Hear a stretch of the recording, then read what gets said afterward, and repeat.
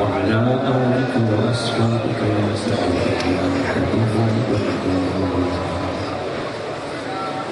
بسم اللہ الرحمن الرحیم۔ آج کی رات بخشش کی رات ہے، اور حضور نے فرمایا کہ آج کی رات میں اللہ پاک بنو کلب کی بکریوں کے بالوں سے بھی زیادہ گناہ گاروں کو خود بخود بخش دیتا ہے۔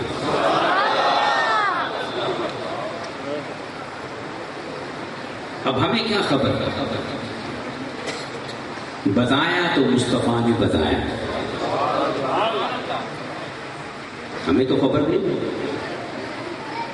وہ پنجابی کا محاورہ ہے نا کہ اودیاں او جانے، اودیاں، پر یہ نامکمل ہے۔ مکمل یوں ہوگا کہ اودیاں او بھی جانے تھے، کیوں اودیاں تھے، پلہ پھر محبوب بنانے کا فائدہ کیا ہے؟ اس لیے حضور نے فرمایا کہ اس رات میں خالق کائنات کی بارگاہ سے بخششوں کی لوٹ سے لگتی ہے۔ لوٹ لو رب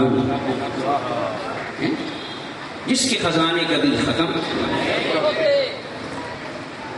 اور ایک بات یاد رکھیں، عرش کس کا ہے؟ عرش کس کا ہے؟ جب بھی عرش کی نسبت ہوگی تو کس کی طرف؟ وہ حضور کا نہیں ہے، کس کا؟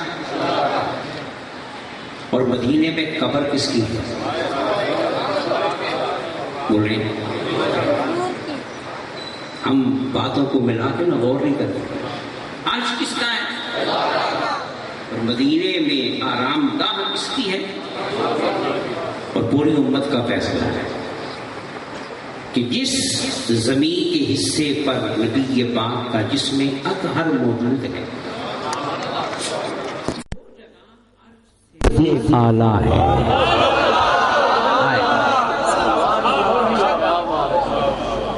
اب غور کریں، عرش کی نسبت بولو اور قبر کی نسبت، اب میں نہیں کہہ رہا، سارے کہہ رہے ہیں کس کی نسبت آگے ہے؟ بولو بولو، کس کی نسبت؟ یہ میں بات سمجھانے لگا۔ وہ عرش کے جو منسوب ہے وہ رہ گیا پیچھے،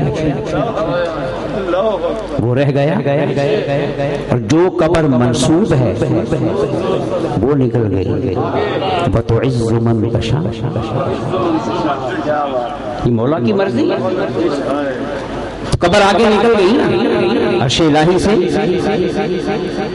اب ہم بندے خدا کے بندے مگر غلام،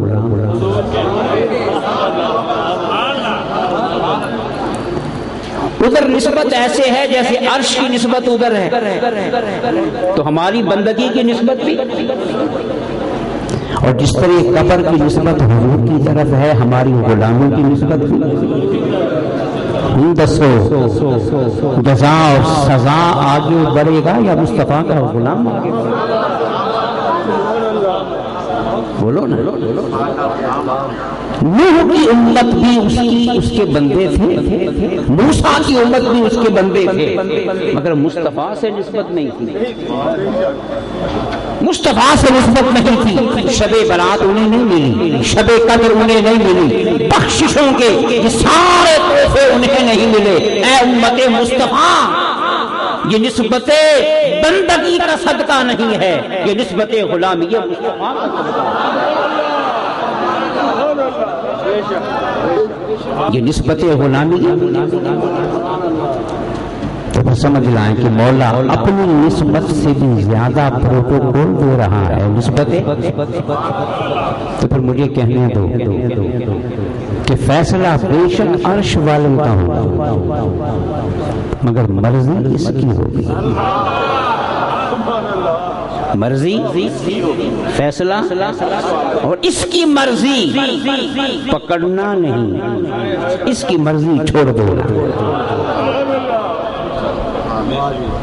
اس کی مرضی، اس کی مرضی جہنم میں ڈالنا بھی ہے، پر اس کی مرضی کیا ہے؟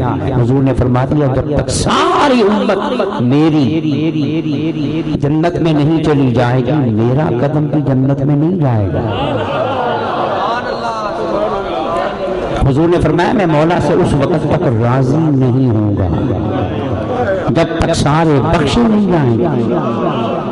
اب کسی نے کہا کہ یہ کیا بات، حضور تو بندے ہیں، حضور تو حضور کیسے کہہ سکتے ہیں کہ مولا میں راضی نہیں؟ سوال بظاہر بڑا معتبر ہے کہ حضور کیا ہیں، تو وہ خدا سے کیسے کہہ سکتے ہیں کہ میں راضی؟ مگر دین پورا پڑا ہوتا تو بات سمجھ میں آتی. جو نابالغ بچہ مر جائے قیامت کے دن مولا اس سے کہے گا کہ تو ہے بخشا ہوا جا جنت میں، پر ماں باپ تیرے گناہ گار ہیں وہ جہنم میں جائیں گے. اب حضور نے کیا فرمایا؟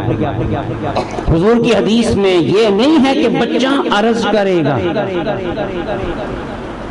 فرمایا وہ بچہ خدا کی بارگاہ میں جھگڑے گا. خدا کی بارگاہ میں آئے بچے عرض نہیں کیا کرتے، اور بچے والدین کو درخواست لکھ کے نہیں دیا کرتے، وہ تو ضد کرتے ہیں، وہ تو ضد کرتے ہیں، جھگڑ کے لیتے ہیں. اور یہ فطرت اللہ نے بنائی ہے، ہم نے تو نہیں بنائی. بولو نا. اور ضد کرتا ہوا بچہ والدین کو کتنا اچھا لگتا ہے، مولا کو کتنا اچھا لگے گا. وہ کہے گا مولا اگر یہ جنت میں نہیں گئے تو پھر میں بھی نہیں جانے والا. ضد کرے گا تو مولا کہے گا جا تیری وجہ سے ان کو بھی بخش دیا. اب مجھے ایمان سے بتائیں اگر نابالغ بچے کو مولا حق دے رہا ہے اپنی مرضی تو پھر آمنہ کے لال کو حق نہیں دے گا. بولو دین پہ غور کیا کرو، سمجھا کرو. چھوٹا سا بچہ خدا کی بارگاہ میں کھڑا ہو گیا، مولا نہیں چاہنا میں نے، ان کو لے کے جانا ہے، تو پھر آمنہ کا لال بھی کہے گا مولا جب تک جس کے سینے میں معمولی سے معمولی ایمان ہے جب تک وہ جنت میں داخل نہیں ہوگا آمنہ کا لال بھی جنت میں نہیں. حضرات محترم یہ سب حضور کے صدقے میں ہمیں بخششیں ملی ہیں، مگر ایک بات میں عرض کرتا ہوں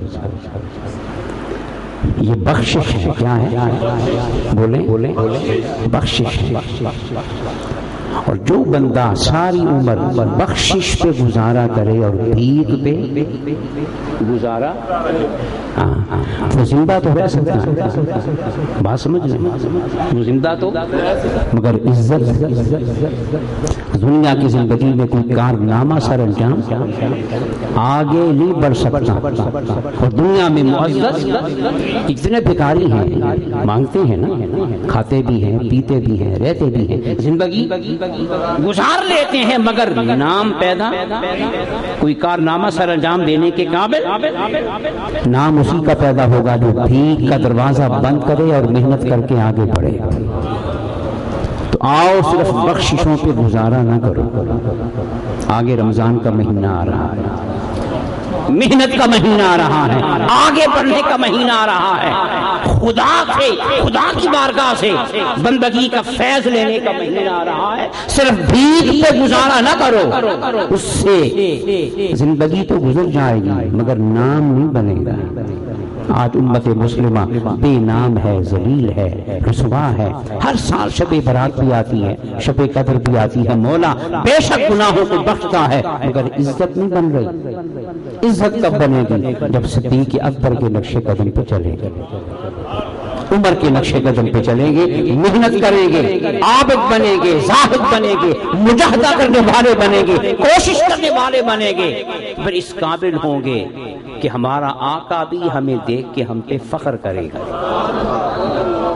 صرف بخششیں مانگنے والے نہ بنو، فخر کے قابل بھی بنو، ناز کے قابل بھی بنو، خدا کے لیے باعث ناز، مصطفیٰ کے لیے باعث ناز۔ آج کی رات عہد کریں اللہ کی بارگاہ میں کہ ہم انشاءاللہ آنے والی زندگی میں محنت کریں گے، صرف بخشش پہ گزارا بلکہ اس قابل بنیں گے کہ مولا کی بارگاہ سے اوروں کو بخشائیں گے، اوروں کو نمازی بنے، پرہیزگار بنے، سچ بولنے والے بنے، ایماندار بنے۔ میں نے شروع میں کیا عرض کیا کہ سبحان اللہ، مولا ہر عیب سے، تو وہ چاہتا ہے کہ میرا بندہ بھی ہر عیب سے، اپنے آپ کو عیب سے پاک کر لو، بس عیب سے پاک کر لو۔ خدا کی قسم آج کی زندگی میں حرام سے بچ جانا یہ بھی اللہ کا ولی ہونا ہے۔ آج کی زندگی میں جو کچھ نہیں کر رہا مگر حرام سے بچ رہا ہے، جھوٹ سے بچ رہا ہے، بدکاری سے بچ رہا ہے، دھوکہ دہی سے بچ رہا ہے، خدا کی قسم آج کے دور میں وہ بھی اللہ کا بہت بڑا ولی ہے۔ عیب سے اپنے آپ کو بچا لے اور پھر محنت کر کے آگے بڑھے، قابل فخر بنے۔ اللہ تعالی ہمیں بھی انفرادی طور پہ اور پوری امت کو اللہ پاک عزتوں سے نوازے اور ہمیں اپنی زندگیوں میں خوبصورت انقلاب لانے کی توفیق عطا فرمائے۔ ابھی یہ 15-20 منٹ کا وقفہ ہوگا، اس میں آپ وضو بھی فرما لیں جنہوں نے وضو کرنا ہے۔